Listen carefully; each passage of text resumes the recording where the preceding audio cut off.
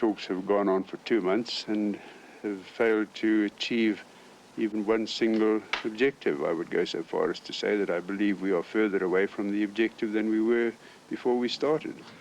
A frustrated Ian Smith, commenting on the failure of talks he's been attending in Geneva to try to find a formula for the handover of power to the black majority in his country, Rhodesia.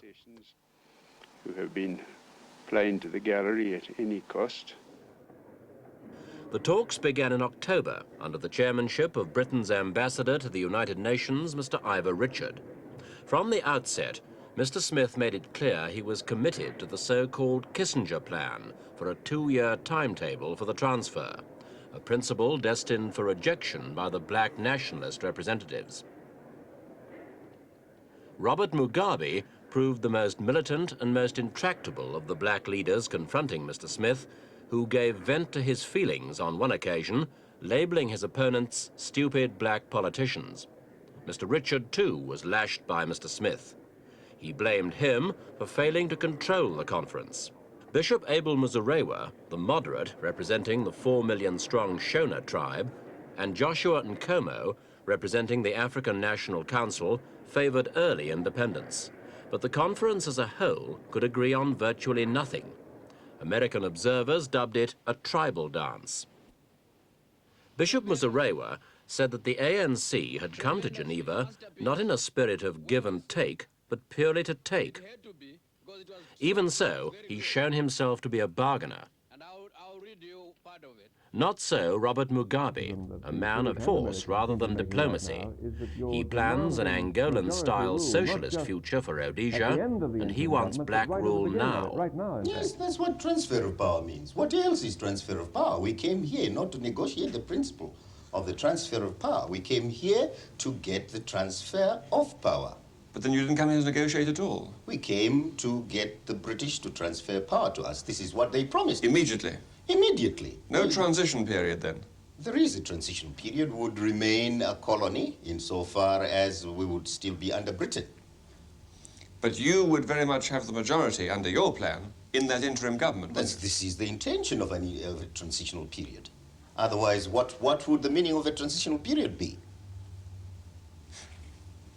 Mr. Smith said yesterday that you had effectively no support in Rhodesia, that you could count the number of Mr. Mugabe's supporters on the finger of one hand. What support have you got? Well, this is what Mr. Smith says.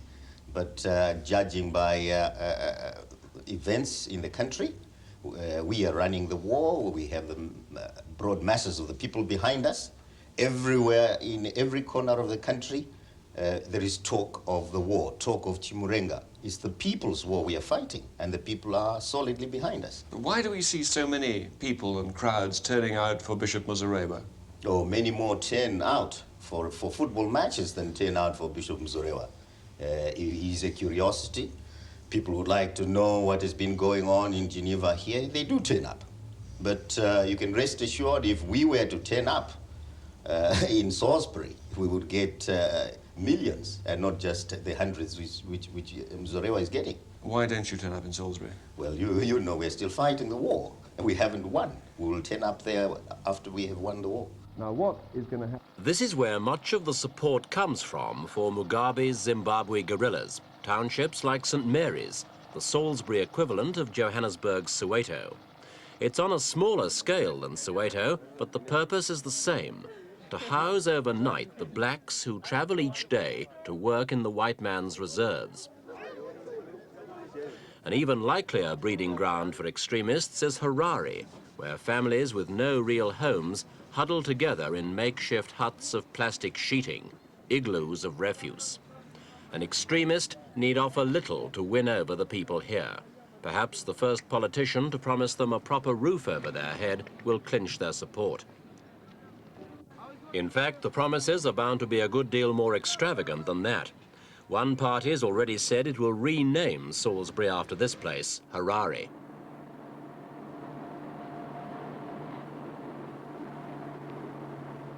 Inequality in Rhodesia doesn't go under the title apartheid, as it does in South Africa.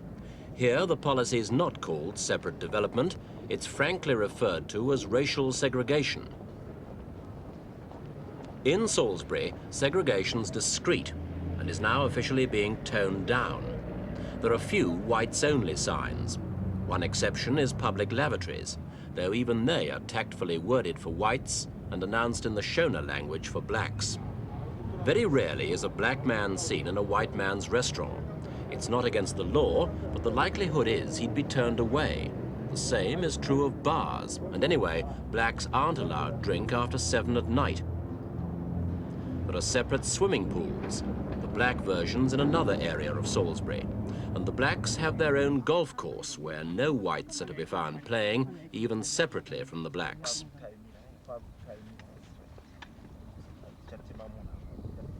The same's true with medical care. The new Andrew Fleming Hospital in a residential suburb is run by white senior staff.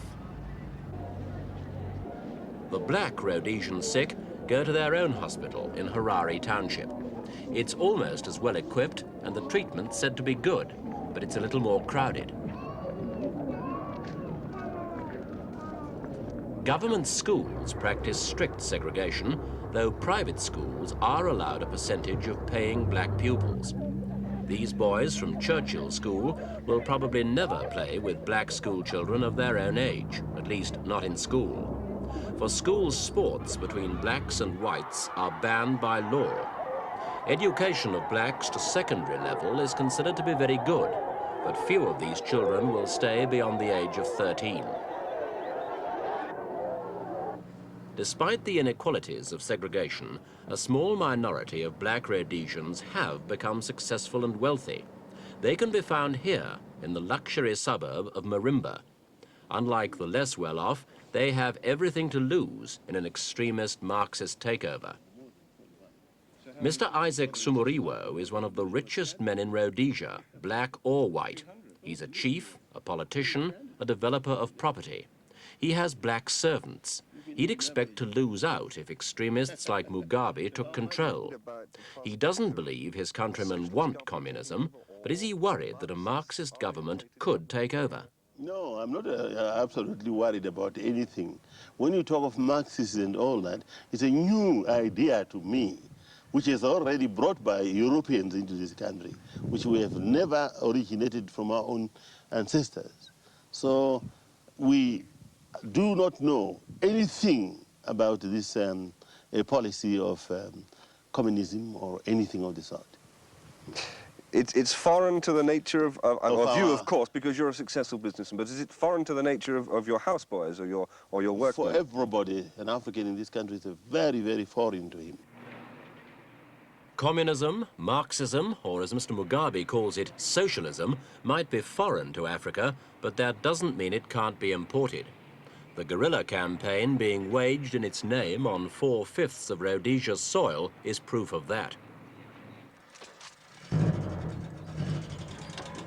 One of the most graphic illustrations that Rhodesia is indeed in a state of semi-siege is this scene on the Bight Bridge Road, the only road link Rhodesia has with South Africa and thence to the outside world. Any civilian wanting to make the journey has to join the regular armed convoys which have been operating now for 8 months. About 60 cars at a time travel through perfect ambush country, with Rhodesian conscripts riding shotgun for every 10 cars. Though the guerrillas have attacked only once, and then when a party ventured out unguarded, that time a little girl was badly wounded. The soldiers like the duty. It's preferable to patrolling the high casualty area on the Mozambique border. For there are guerrillas in the bush, at least 1,500 actually inside Rhodesia. They are preying on white and black alike, encouraging and intimidating, increasing the pressure, whittling away at morale. This British-owned tea plantation on the eastern border with Mozambique was the setting for one such attack. 27 blacks were killed here, as a survivor explains. 8:38 last night, a group of terrorists, which we estimate at numbers between 20 and 30, brought the personnel from the compound close to this factory site where we are at the moment, brought them from the compound. There was about 41 men and about 40 women and children. They frog-marched them or forced them to run from the compound here to the factory site. I must add, the group here separated the women and children from the men, made the women and children sit down on the ground about 10 to 12 feet away, forced the men to lie on the floor in front of the gate of the factory here, and then they proceeded to open up on them with automatic weapons. Any idea who these, the people who did the murder were? The massacre, I think you could call it, rather than a murder. Yes, we believe that they are ZANU terrorists. All the witnesses, that is the women, and some of the survivors, there were 27 killed and 11 injured. The survivors indicate to us that Shoshone was spoken by the terrorist group, and they referred to one another as comrades, and one was actually called commander. This is very consistent with all the operations of ZANU Liberation Forces groups.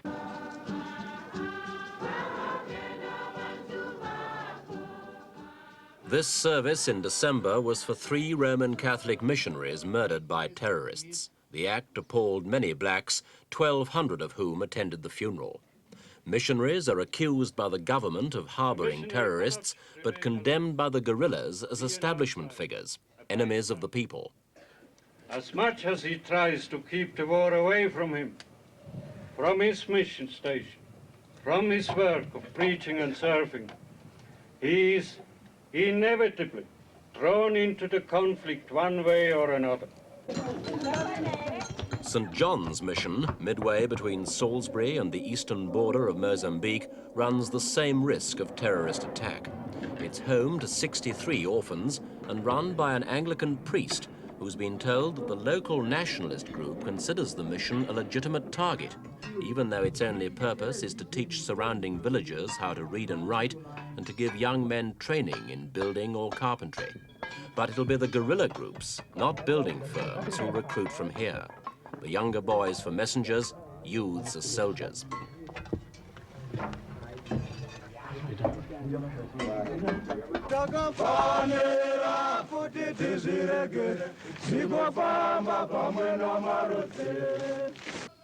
The Rhodesian army is recruiting too, more and more black soldiers to fight a white man's war. Training's being stepped up to meet the threat from the stream of guerrillas from Mozambique, Zambia and Botswana. The recruiting figures also show more blacks wanting to join the Rhodesian army because the white officers believe they share their fear that communism may spread into the country.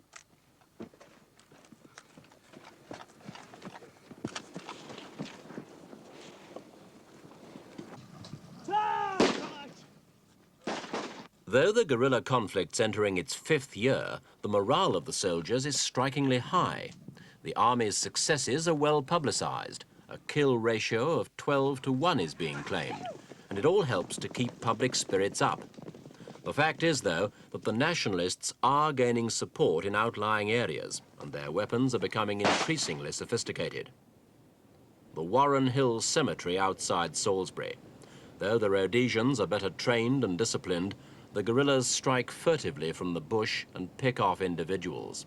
In 12 months, 100 soldiers have died that way and 400 civilians.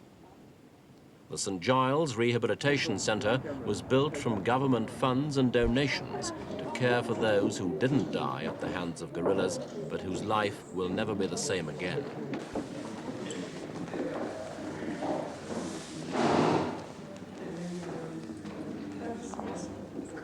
Leg injuries and paralysis cases are the most common here. Many are the result of landmines or snipings. Though they've paid a terrible price, these survivors are listed in the records merely as wounded, and they're simply the byproduct of the liberation struggle to Mr. Mugabe. Certainly winning the war, we are every time inflicting casualties on the reactionary forces, which Mr. Smith is leading, and we know what our own effort is yielding. But what casualties have you inflicted and what are your losses? Well, we will never tell anyone what our casualties are and what our losses are. Let Mr. Smith tell his story. Why should he worry if he's winning the war? If you think he's inaccurate, why don't you tell us what your figures are? No, we won't. We will tell you after the war. Thank you very much.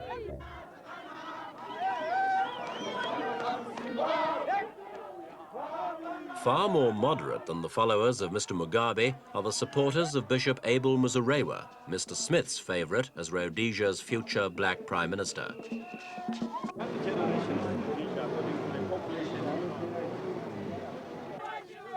This gathering was called as a gesture of support for him after news that the Geneva talks had broken down and the bishop would be returning to Salisbury.